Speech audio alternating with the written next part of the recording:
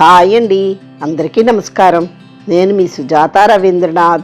అమ్మ చేసిన వంటలు ఈ రోజుకి కూడా గుర్తు తెచ్చుకుంటే నోట్లో నీళ్ళూరుతాయి. అంత బాగుంటాయి అమ్మ వంటలు. అందులో ఈ బోటీ పులుసు అయితే చెప్పనే అక్కర్లేదు, చాలా చాలా బాగుంటుంది. ఇక లేట్ చేయకుండా రెసిపీలోనికి వెళ్ళిపోదాం. యాక్చువల్గా ఇదివరకైతే బోటీని క్లీన్ చేయడం అనేది చాలా పెద్ద ప్రాసెస్ అయ్యేది. ఇప్పుడైతే మటన్ షాప్ వాళ్ళే నీట్గా క్లీన్ చేసి ఇచ్చేస్తున్నారు. మటన్ షాప్ వాళ్ళు క్లీన్ చేసి ఇచ్చిన బోటీని కూడా ఫైనల్గా కడిగినప్పుడు నీళ్ళైతే తేటగా రావాలి. అంతవరకు అన్నిసార్లు బాగా కడుక్కోవాలి. ఈరోజు నేను చేస్తున్న ఈ రెసిపీ కోసం 1 కేజీ పైనే ఉన్న బోటీని తీసుకుంటున్నాను. ఒక గిన్నెలో ఉప్పు పసుపు వేసి మనం కడిగి పెట్టుకున్న బోటీని వేసుకోండి. స్టవ్ వెలిగించుకొని మొత్తం అంతా ఒకసారి బాగా కలుపుకొని నీళ్ళు కొంచెం వేడెక్కిన తర్వాత వడకట్టుకొని పెట్టుకోండి. ఇలా చేయడం వలన బోటీలో ఇంకా ఏమైనా మల్లాలున్నా ఆడ్ స్మెల్ ఉన్నా కూడా పోతుంది. ఉట్లు పిక్కలు తీసిన ఈ మాత్రం చింతపండుని వేడి నీళ్ళు వేసి నానబెట్టుకొని రసం తీసి పెట్టుకోండి. అమ్మ చేసే ఈ బోటీ పులుసులో ఖచ్చితంగా ఉండాల్సినవి వంకాయలు, బెండకాయలు, టమాటాలు.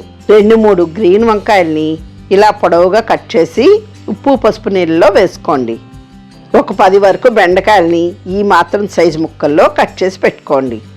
అలానే 4-5 టమాటాలు, 2 పెద్ద ఉల్లిపాయలు, ఒక 6-7 పచ్చిమిరపకాయలు ఇలా కట్ చేసి పెట్టుకోండి. స్టవ్ మీద ప్రెషర్ కుక్కర్ పెట్టుకొని 3 టేబుల్ స్పూన్ల వరకు ఆయిల్ వేసుకోండి. నేనైతే సాధారణంగా ముఖ్యంగా నాన్ వెజ్ కూరలకి కమ్మగా ఉంటుంది, ఆరోగ్యానికి కూడా మంచిదని నువ్వుల నూనె వాడతాను. నూనె వేడెక్కిన తర్వాత కట్ చేసి పెట్టుకున్న ఉల్లిపాయ ముక్కలు, పచ్చిమిరపకాయ ముక్కలు వేసుకోండి. అమ్మ చేసిన వంటలు మీకు అందరికీ పరిచయం చేయాలని ఈ ఛానల్ స్టార్ట్ చేశాను. ఇప్పటికీ 100 వీడియోల పైనే మీ అందరి ఆదరాభిమానాలతో అప్లోడ్ చేశాను. నన్ను ఇంతలా ఆదరిస్తున్నందుకు మీ అందరికీ చాలా చాలా థ్యాంక్స్ అండి. ఉల్లిపాయలు ఇలా కలర్ మారిన తర్వాత 2 టేబుల్ స్పూన్ల వరకు అల్లం వెల్లుల్లి పేస్ట్ వేసుకోండి. అల్లం వెల్లుల్లి పేస్టు పచ్చి వాసన పోయినంత వరకు బాగా వేగనిచ్చి అందులో మనం క్లీన్ చేసి పెట్టుకున్న బోటీని వేసేయండి. ఇదంతా బాగా కలుపుకుంటూ 5-10 నిమిషాల వరకు బాగా వేగనివ్వండి. 1.5 టేబుల్ స్పూన్ల వరకు కల్లుప్పు వేసుకోండి. ఇలాంటి పులుసులకి కల్లుప్పు వేసుకుంటేనే చాలా రుచిగా ఉంటుందండి. 3 స్పూన్ల వరకు కారం వేసుకోండి. ఉప్పు కారము మీ టేస్ట్కి తగినట్లు అడ్జస్ట్ చేసుకోవచ్చు, కానీ ఇలాంటి పులుసులకి ఆ మాత్రం కారం పడితేనే బాగుంటుంది. ఇప్పుడు 5-10 నిమిషాల వరకు కూరని అలా కలుపుకుంటూ బాగా వేగనివ్వండి. నేను చేస్తున్న ఈ వీడియోలకి మీ సూచనలు సలహాలు చెప్తే నేను మరింతగా బాగా చేయడానికి ప్రయత్నం చేయడానికి అవకాశం ఉంటుందండి.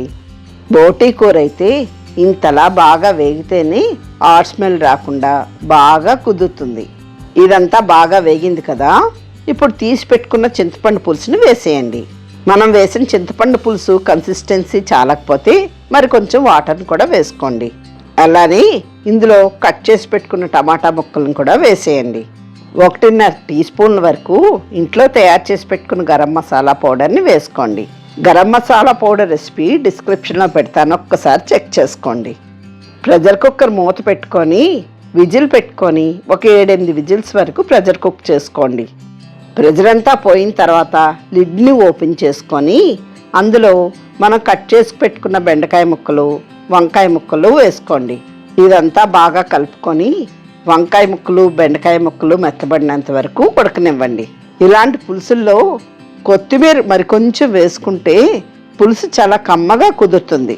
ఈ మాత్రం కొత్తిమీర వేసుకొని అంతా బాగా కలుపుకొని స్టవ్ ఆఫ్ చేసుకుంటే అమ్మ చేసిన కమ్మనైన బోటీ పులుసు రెడీ అయిపోయిందండి.